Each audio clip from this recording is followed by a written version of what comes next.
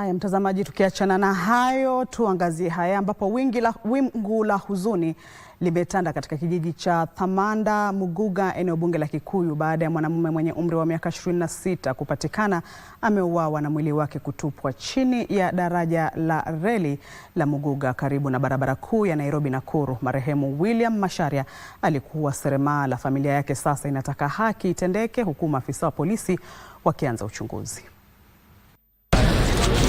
Hofu na majonzi yamekumba wakazi wa kijiji cha Thamanda kufuatia kupatikana kwa mwili wa mwanamume mmoja mwenye umri wa miaka 26 chini ya daraja la reli la Muguga katika kaunti ndogo ya Kikuyu.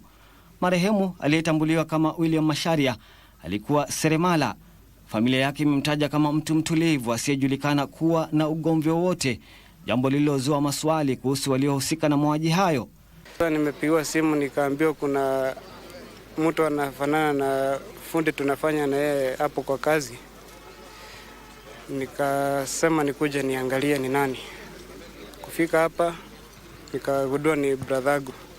Ndugu yangu hakuwa na mbaya na mtu, sababu hata wakati alifika hapa hawakuwa na ugomvi na mtu yeyote.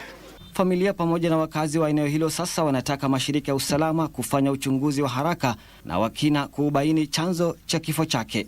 Naweza taka uchunguzi ufanyike ili tujue kilichosababisha kifo cha ndugu yangu. Kwamba usaidizi, upelelezi ufanywe, kwa maana hii sio mara ya kwanza mtu kutupwa hapa chini.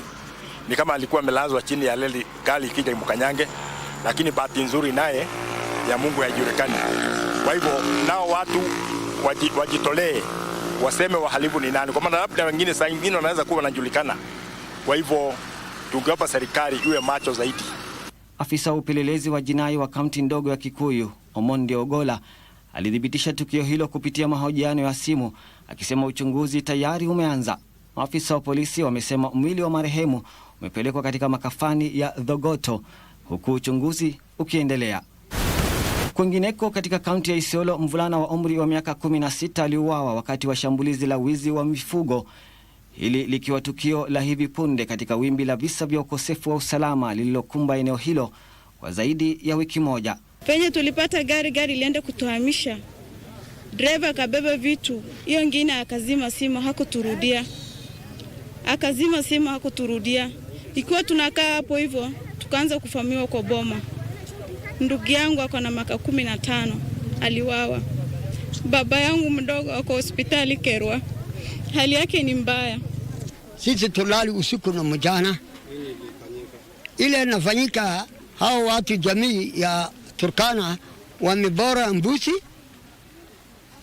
ile kurudisha, waliua hiyo kijana mbao yuko miaka 18 na juzi waligonga maalimu iko kwa hospitali Kerwa. Mwili wa Abdikadir Muhammad Hassan ulizikwa leo katika makaburi ya Waislamu ya Taqwa huko Isiolo. Kijana huyo alipigwa risasi jana jioni alipokuwa akichunga mbuzi katika eneo la LMD wakati wavamizi wenye silaha walipomvamia. Mjomba wake Maalim Dahir, ambaye ni mwalimu, alijeruhiwa baada ya kupigwa risasi na kwa sasa yuko katika hali mahututi hospitalini. Khalid Abdullahi, Darubini Wikendi.